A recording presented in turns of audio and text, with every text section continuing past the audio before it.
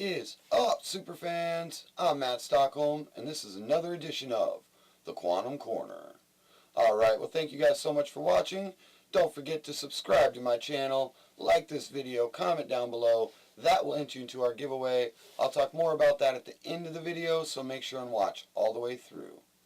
Okay, so for today's video, I'm going to be talking about Captain Marvel, and yes, there will be spoilers, so spoiler alert. If you do not want to know anything, back away now. Okay, so let's get right into this. The first thing, I really thought this was totally awesome. Normally when you see the Marvel movie and you see that Marvel comic montage thing that goes through all the pictures of different characters and whatever, well for this one it was a montage and it was all of Stan Lee's cameos. And I thought this was really cool, and you could tell that everyone in the audience really enjoyed it. And he got a real huge round of applause and celebration when they opened up on the screen that it was dedicated to Stan, and after running those credits, and about everybody in the theater went crazy, you know, in a good way, excited and celebrating. So that was really cool. I thought that was an awesome way to open up. So the movie starts kind of like with a really fast dream sequence. You see Captain Marvel catching some flashbacks, memories of when she was on Earth, which her memory is basically pretty much wiped. She has certain, like I said, certain flashbacks, certain thoughts, certain memories, but it's all scattered in bits and pieces. So it starts out with this nightmare from what's believed to be the accident that actually gave her her powers. So she wakes up, she ends up talking with Jude Law's character, Jan Rod, which most of us pretty much figured that out along the way, especially when the Funko Pops spoiled it. So his character was Jan Rod. Anyways, so they're talking, they end up start training to kind of, you know, work it out or whatever, and in the midst of it he's talking to her about her emotions, and because how she is about wanting to figure out her past, and you know, it's causing conflict inside of her, and it caused her to be emotionally unstable, and the Kree are very like emotionless. They're all about putting that stuff to the side and serving the Kree. So he's kind of like talking with her about how she's got to let go of her emotions. And you see a little bit of her firecracker side come out in that instance when she blasts him with the photon blast. So this is basically preparing her before she goes with her first meeting to the Supreme Intelligence, which a lot of people thought that that was Annette Bening's character. And even me, I reported at one point, one of the leaked theories was that this was her mother. But it actually wasn't. The Supreme Intelligence basically takes the form of whatever person is most appealing or most pleasing to you. Now, when she sees Annette Bening's character initially, she doesn't know who she is. It's just somebody from her memories and from her past. But we find out that she's actually a USAF Air Force scientist, and kind of like Carol Danvers' commander. And her name is Dr. Wait for it, Wendy Lawson. And if you remember, the original Captain Marvel, his actual name was Dr. Walter Lawson. So you find out in the course of the movie that her commander is actually Kree and is actually the original MAR-VELL. But this time they spun it with a female character. So, yeah. So she doesn't find this out, obviously. Initially, this is something that comes out later in the movie. Then let's jump into the Rambos. She eventually catches up with her friend Maria Rambeau, who has the daughter Monica Rambeau. Now Monica Rambeau is actually one who becomes the actual first original Captain Marvel in the comics. And then later she takes on the name Photon, which you see a little Easter egg to her mom's call sign in the movie is Photon. And then I think most currently now she's under the name Spectrum. So you get to see her, and let me say that the chemistry in this movie between Maria Rambeau, Monica Rambeau, Nick Fury, Captain Marvel, Coulson, they all had amazing chemistry in this movie, and it's one thing that made it really, it was one of the things that made it really, really good. So basically, you can pretty much get the gist that Carol is on this journey to find out about herself, to find out about her past, to kind of dig into her powers and who she is. Now I want to talk about the Stan Lee cameo. It's actually really early on. It's in the bus scene, which is pretty early in the movie.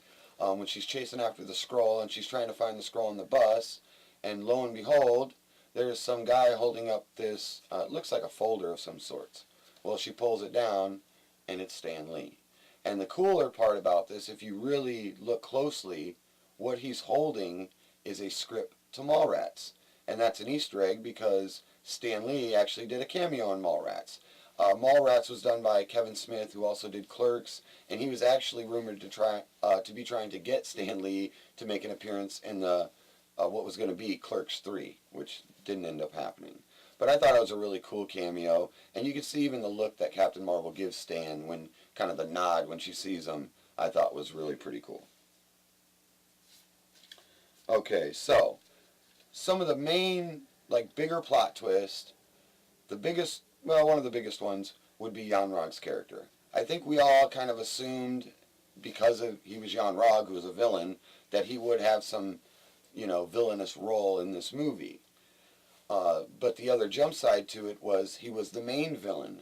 I'm sure if you're like me, you expected the Skrulls to be the bigger part of the the bigger enemy to deal with.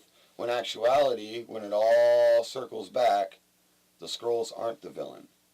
It's actually the Kree who are the villain. They've basically destroyed the Skrulls' home. They've basically tried to exterminate them out of the galaxy. And Carol was twisted by what she was taught, what the Supreme Intelligence, what Jan-Rog, and everything she's learned over the past 6 years since she came to Hala and basically was told she was Kree. But you find out that the Skrulls are just trying to find a home, and that Jan-Rog was the one who was actually after what they refer to as the Lightspeed Engine, but we know it as the Tesseract. Yes, the Tesseract, aka Space Stone, which is also what powered the ship, and during that course of the explosion is what infused Captain Marvel with her powers. So the other cool thing is, as I mentioned, Dr. Wendy Lawson is actually the original MAR-VELL. And she was actually setting all this up to help the Skrulls. And you find out later that her hidden laboratory was cloaked out in the atmosphere, and she was hiding a bunch of Skrulls. So let's jump into Ben Mendelsohn's character. Initially known to be the big bad of the movie, but in actuality, all he was really trying to do was find his family. His wife and his child were on MAR-VELL's ship that was basically floating out in the atmosphere cloaked. And so they couldn't send any kind of emergency call signal, or it would have signaled the Kree and they would have found them. So they had to basically just wait. And the whole time you think that Ben Mendelsohn's trying to get the Tesseract, but what you really find out is he just wants his family. And also to try to find a place and a home for the Skrulls, because they really have no place to call home. They're really more like refugees. So Carol has this device in her neck, and in the beginning of the movie, they tell her they gave it to her, the Supreme Intelligence gave it to her, and that's what gives her her powers. We find out later on that it's actually more like one of the power dampening collars from the Deadpool movie, that it actually reduces her power. And when she finally destroys it, that's when she goes full binary OP Captain Marvel. Along with learning how strong she is, learning her powers, she also figures out that she can fly. And that leads to that scene that we've seen in the trailer when she's out in space and she is just destroying ships. Okay, she basically takes down Jan-Rog, she takes down the Star Force, and she takes down Ronan the Accuser and this armada he comes with, basically to just bomb planet they call C-53, which is actually planet Earth. And Captain Marvel not only stops Star Force and all that and gets the Tesseract, but she also stops Ronan the Accuser. And if you see this part in the movie, you can see they're definitely coming to make some noise. And I think Planet Earth would have gotten messed up if not for Captain Marvel. So let's get into a couple of the other spoilers.